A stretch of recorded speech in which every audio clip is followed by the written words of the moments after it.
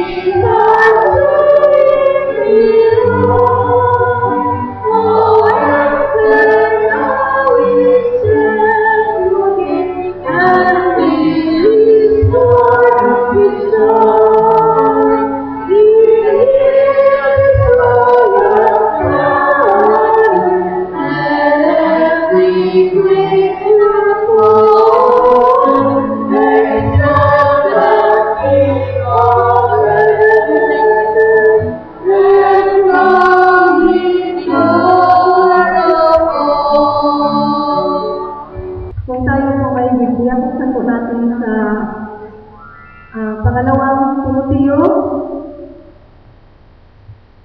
Kapitulo 4, versikulo 8. Second Timothy, chapter 4, verse 8. Ganito bang sinasabi?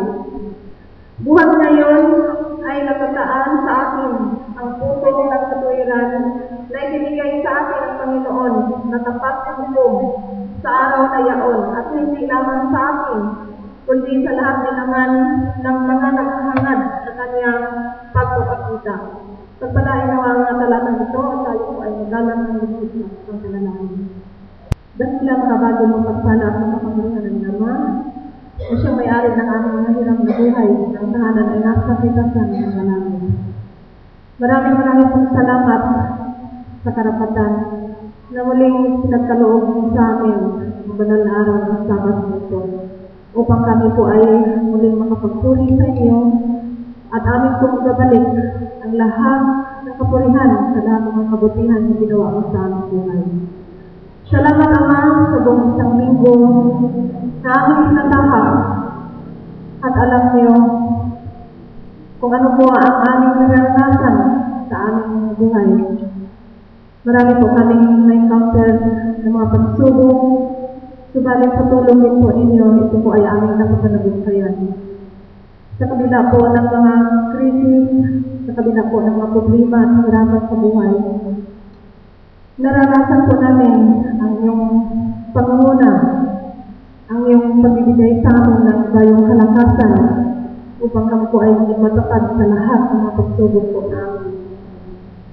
Sa gabi po ito, Ama, sama-sama po kami na kayo ay aming papulihan at amin pong nilapit at tinatagubili ng aming mga kapatiran na sila ay patungo pa lang dito sa bahay-samahan na may ingatan po sila at makarating na kalulhati upang sa mga makasama din po namin sila sa pagpupuri sa inyo. Pagpalain nawa siyang panguna at magbibigay sa amin ang mensahe sa gabi pong ito na may kasiyan siya ng Banal na Espiritu sa katauhan po ni Sister Seribat na siya ay magbibigay sa amin kanyang mensahe ng kalakasan sa aming espiritual na pamumuhay, na habang kami po ay lumalakad sa sanlibutan ng kasalanan ito, makapagbigay naman sa amin ng inspirasyon at patagal upang kami po ay maging karapat-dapat na makatayo sa pagsubok hanggang sa kayo ay dumating. Maraming po salamat, Ama, sa pagtutulong niyo sa aming mga panalangin at patawarin niyo kami sa lahat ng aming mga pagkukulang at pagkakasala man sa aming mga pag-iisip, sa lahat po ng aming mga panalita na hindi kaya-aya at yan din po sa aming mga ginagawa. Ang lahat ng ito ay aming pinatagubilin sa inyo nang alam ko lahat sa pangalan ng Jesus na aming tagapagligtas. Magandang gabi sa inyong lahat, mga kapatid. Magandang gabi po sa inyong lahat.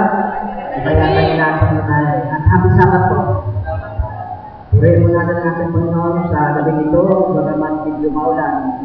Pero batid ko, mahal po natin ang ating Panginoon Jesus sapagkat tayo po ay magkasama sa samahan ito, pang-atingan po. Salamatan ang ating Panginoon sa loob ng sanlinggo na tayo po ay kanyang pinampala, pinulatan upang sa araw upang sa gabi ito, sa araw ng kanyang kabanalan, mulit natin makapili siya at kapag-ulog pang mapangungguran magitan po ng ating pambulit at pagkakalang. Ang ating programa ngayong gabi ay makikita niyo po sa screen ang mga pangalan ng mga disiganap at ang sunugo sa ating ngayong gabi na magsalita ay walang iba kundi ang ating dating na head deaconess sa katawang po ni Sister Aurora Seribat. Bago po siya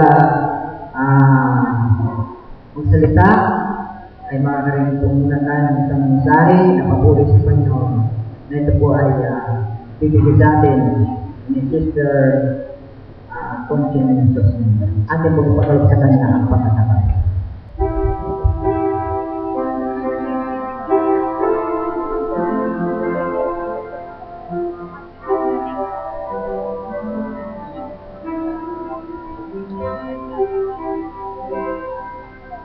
Yeah.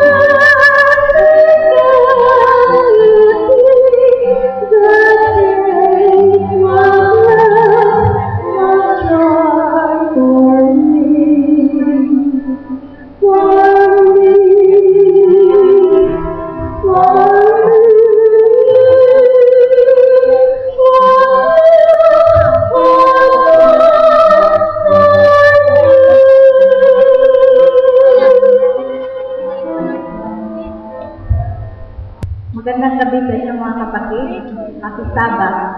Bago ako magsasalita, mayroon akong itatanong sa inyo. At sa pagtapos ng aking magsasalita ngayon, ay bakit ninyo sasagutin. At kung sino yung makasagot, unang makasagot, ay bibigyan ko ng kaunting yung kabuya.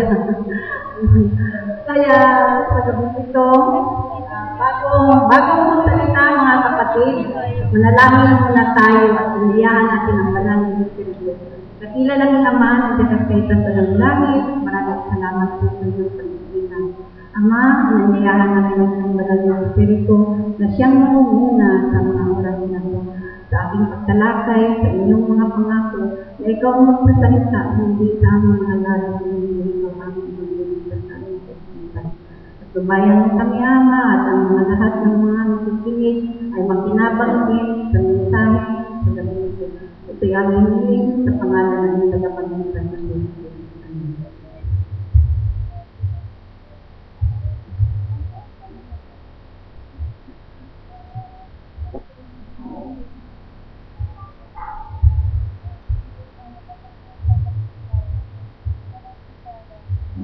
Ito ang tanong ko mga kapatid. Nang pasimula ay nilikha ng Diyos ang langit at ang lupa. Bago nilikha ng Diyos ang langit at lupa, ano ang kanyang ginawa? Ay, sasagutin natin ito mga kapatid pagkatapos ng aking magsasalita ngayon.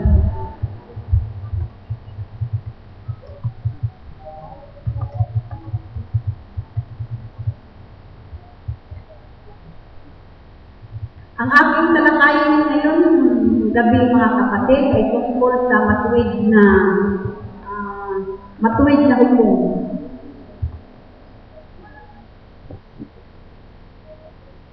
Sa isang issue ng Reader's Digest, ay mayroong itinalaan na isang joke lang. Pero ito ay totoo. Kaya,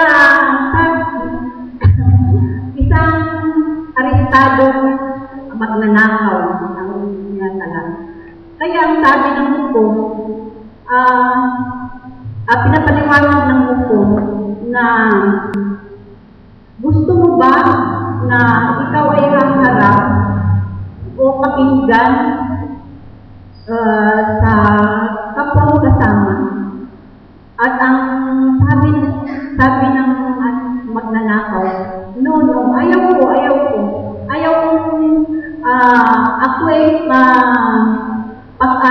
Ako ay alilipisin nila sa harap ng mga magnanakaw. Ang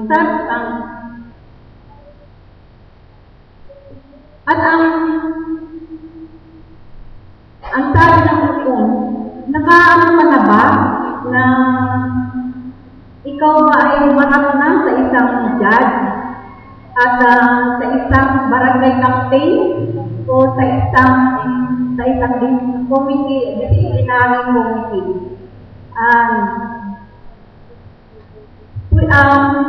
Pwede ba sa iyo kung ikaw ay umarap sa kahit sino ang sabi ng yung isang estudyante sa isang paaralan, kung siya ay makagawa ng kasalanan o disobey sa mga patakaran ng eskwelahan,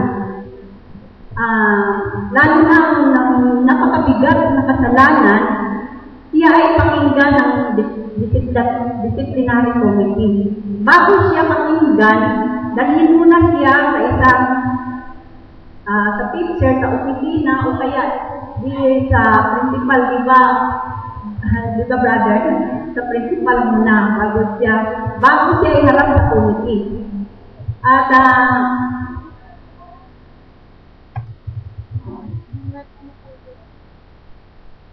ang unang tinanong, ang sabi, sino ang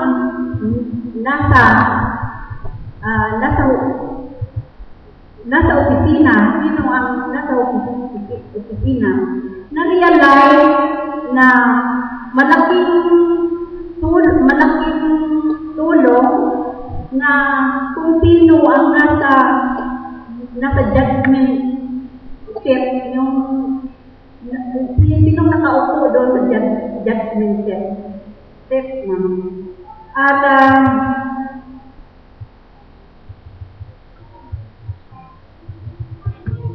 At napag-isip-isip niya na ito ay malaking tulong kung sa isang bansa ay mayroong isang maghuhukom. Katulad ng nangyari sa Israel noong unang panahon na sila ay wala silang hukom at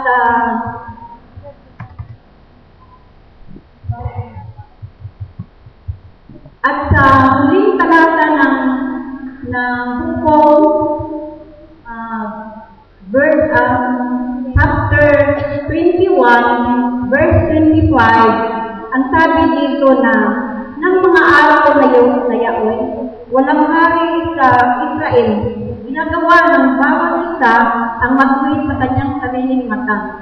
Kaya noon sa panahon ng Israel, kahit ano ang gagawin nila, matay man sila, o mga lunya, o anong mga masamang ginagawa nila, ay walang maghukom sa kanila, at wala silang hari noon. Ginagawa kaya ang sinasabi, matuwid sa kanilang mata, kahit anong gagawin nila, ay hindi nila, walang mag-ano sa kanila, walang magsaway sa kanila. Kaya wala man sila, wala man hahamon sa kanila, wala silang hari, wala silang hukom.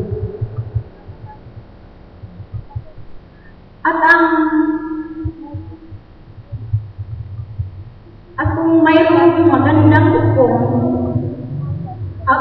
at kung ang kawalaan ng hukom, kalituhan ang nangyari at mga kasamaan, kaguluhan na sa lahat ng lupa ng Israel. Kahit sa ating mga kapatid, kung wala, kahit na ngayon, mayroon tayong presidente, pero napakakulong pa rin sa ating patayan, kung anong mga hold-upan. Kaya, ay dito, ang sinasabi dito na anong kumpiyansa tayo at kapahingahan at kapayapaan kung mayroong isang hukom na siya ay matalino, tapat, at matuwid. At yun ang ating inaasam-asam mga kapatid. Yung pinapangarap sa bawat isa na tayo ay mamuhay na sa oras at sa lugar na kung saan ang hukom ay ang paghukom niya ay tama. At ang mga inusilti ay nakakapiyak din na bago ibigay ang paglilihim at ang hatol, ang huling salita bago tumunog yung boom sa gilid yung pagpupok ng judge, tayo ay mapawalang sala. At ang mga makasalanan, sila ay nakakiyak din na nababagay kung ano ang ibigay sa kanila. Walang labis, walang kulang. At ito ay sa ating kaisipan din na lahat ng makasalanan ay masisiyahan din. At ang Pilipinas, ang ating matuwid matuwid na hukom. Siya ang matuwid na hukom. At siya ang uupo doon sa judgment seat sa oras na tayo ay magkasayaan. Kaya ang sabi nito, thank you, righteous judge, for hearing my case and the assurance of acquittance. Salamat, matuwid na hukom, sa pagkinig ng aming kaso na kami nakakatiyak na kami ay mapawalang sana. At pagkalain ng aking, kahit ito ay maigti lamang, pero yung katanungan ko kung sino yung unang nakasagot sa aking tanong na bago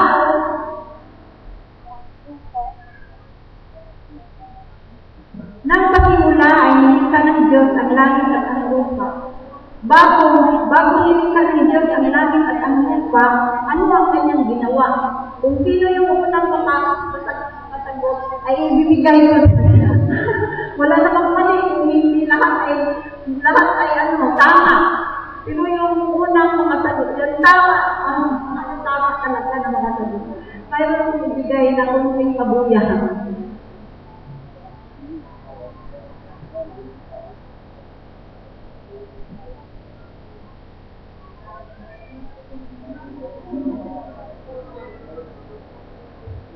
Brad, sige. Ang sagot ko ay pinaplano po ko niya ang kanyang ginawa. Tama naman, pero may the best. Pinaplano po muna yung kanyang ginawa. Yun naman lahat na sinasagot ay tama naman. Kapalagay ko po bago gumawa ng langit at lupa, gumawa muna siya ng batas. Pagka ng batas. Sino pa? Agad yun. Tama naman, pero the best. Yung the best. Si Maureen, Joy. Maureen. Sa tingin ko po, kasi dahil po except sa tao, nilikha ng Diyos sa pamamagitan ng salita. So, nagsalita bago yung ginawa. Nagsalita. Bago ginawa yung langit at lupa, nagsalita muna bago nagkaroon ng langit at lupa. Kumbaga sinabi na muna bago nagkaroon. Sino pa? Sino pa? Wala na? Sirit na? Wala na, ako nagsagot.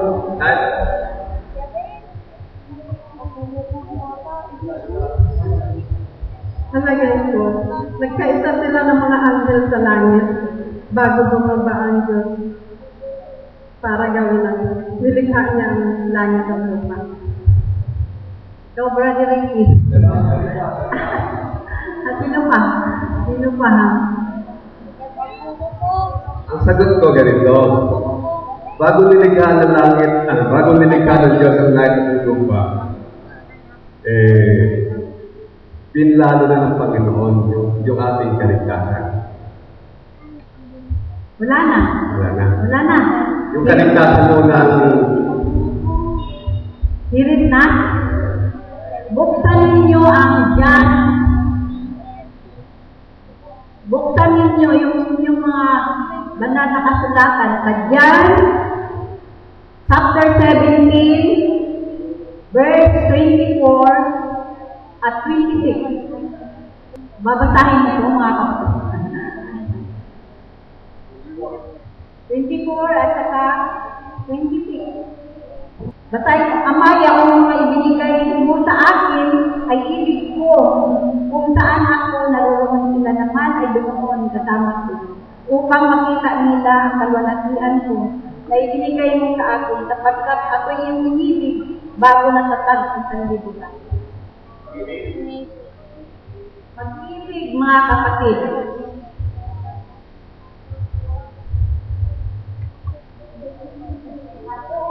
Ito rin sa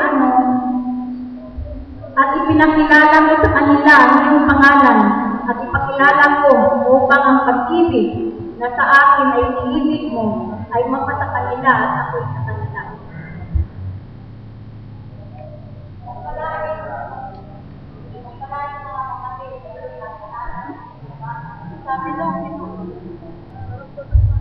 sa pag-aralan natin ngayong gabi. O kapatid ko, ikaw ay magtapat. Hymn number 412.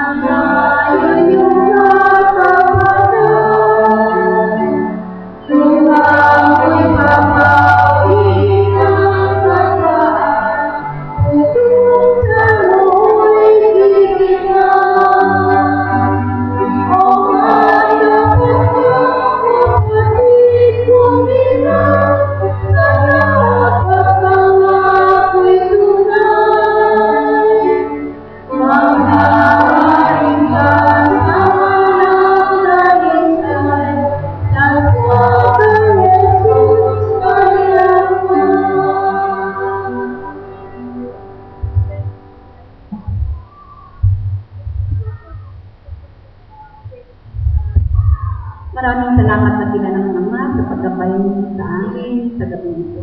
Sa araw ng Sabat na aming pinakaganan. Ama, kami ay makarating din bukas ng umaga na sama-sama kami magkapatiran, Ama. At upang mapakinggan din namin at makinabang ng kami, Ama, at ang mga balitang aming napakinggan, Ama, maisa kabuhayan namin at ganun din po maibigay din namin sa aming mga kapwa at kaibigan. Ito yung aming sa pangalan ng tagapagligtas sa Kristo. Amen.